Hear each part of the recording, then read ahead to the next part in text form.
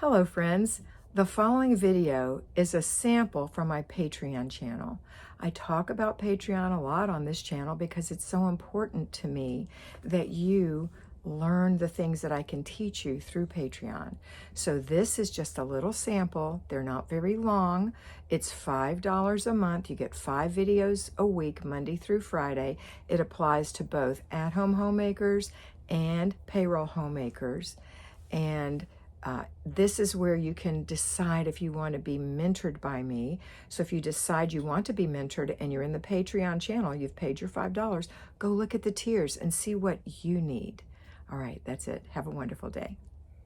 Enjoy. Hello, patrons. Well, today's video is entitled, Everything Has a Home. And it's exactly what it means.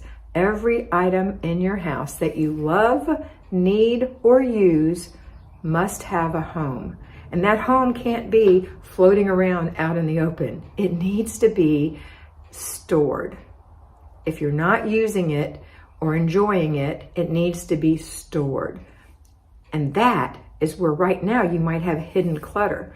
There's no room to store those things. So once you've gotten an area decluttered, I want you to know, predetermine what's going to go in that area.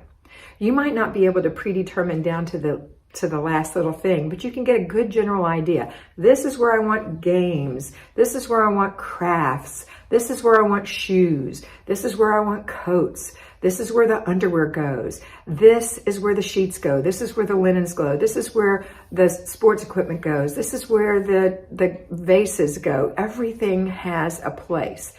So start looking around.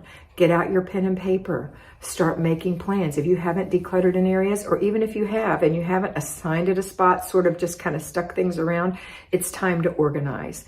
Organizing means putting like things together. So everything has a home. We are always going to file broadly. That's the way I talk about filing paper, but it's the same for everything else. So we're going to start, let's say take a blouse. We're going to file broadly. That means a blouse is in the broad category of clothing. Where do you want your clothing? Well, you want your clothing in the closet or in the dresser drawer. Now we're going to break it down a little bit. What type of clothing is it? It's a blouse. Does this blouse go in your dresser drawer? No, it does not. It needs to be hung up. So it's going to be hung in the closet with the other blouses. And you might even go so far as to say it's a long sleeve blouse, so it goes with long sleeve blouses. And you may, if you're a little OCD like me, want to even say, I want to file my blouses light to dark. Light to dark, so I can always grab what I need. Stripes together, florals together. I actually do that. You don't have to. You don't even have to put long sleeves and short sleeves separate, but I find that it works best for me.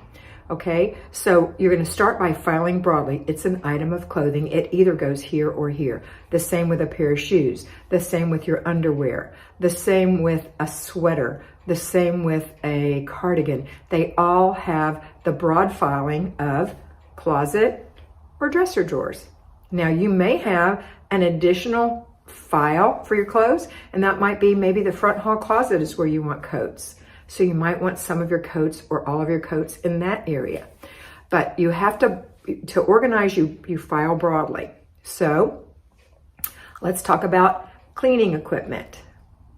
File broadly. All cleaning equipment goes together. And then you might want to further divide it depending on what it is. I want my brooms and my whatever else hangs, mop and things like that. If they have a hanging thing, I want them to hang on this thing right here. I want my feather duster to be right here hanging from this. And I want my mop and my vacuum cleaner, my O-Cedar squirty mop and my vacuum cleaner to be leaning up in this corner, all in this area where I have cleaning equipment. Now, cleaning supplies are a whole nother thing. Do I want cleaning supplies in each area where I use them? For example, do I want to keep a spray bottle of Mrs. Meyer's counter cleaner in the bathroom, in each bathroom, and in the kitchen? That might be an idea. I would suggest that. Do I want to keep the cloths for each bathroom under the sink with Mrs. Meyer's? I would suggest that. You don't have to, but that's what I would suggest. Where am I going to keep the detergent, the bleach, the vinegar, the softener, all those things?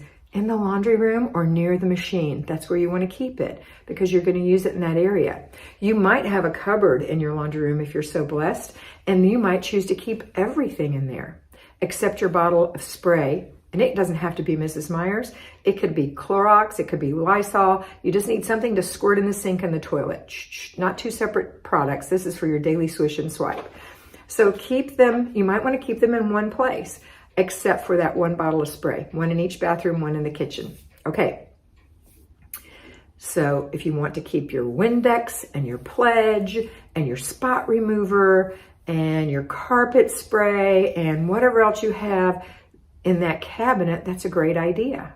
If you have little ones, you want to keep it elevated so they can't get into it. There's a lot of poisonous things in there. When the kids are big, then you can switch and put them down under the sink. But for now, unless there's a lock on it, they need to be up high. They need to be convenient for you. So if the lock is on it, it's going to be hard to get to. You might say, you know what, that's not worth it. Let me just put it up high. I'm going to rethink where I'm going to keep that. Okay? So that's cleaning equipment and cleaning supplies. Think about sport. I talked about it earlier. Sporting things, sporting goods, things like inline skates, basketballs, soccer balls, footballs, all the balls, bats, skateboards, scooters, bicycles. All those are sporting things. They need to be in one area, all together, out of the way, so that nobody steps on a skate and goes whoop, okay, and hurts themselves. Not by the back door. That's always where they get kicked in front, okay? Where do the, I don't know, you can think of all the different things, but come up with broad categories. So in the example of sporting goods, the garage is the broad category.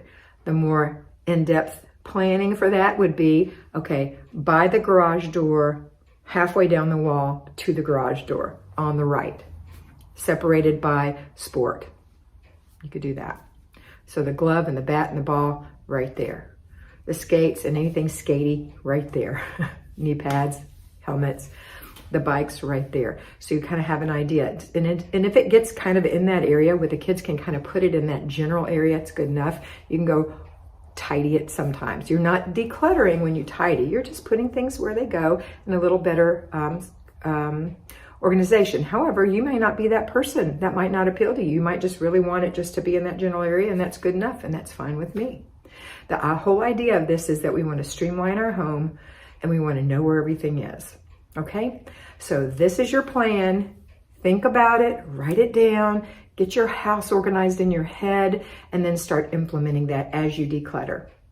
Or if you've already decluttered, as you reorganize.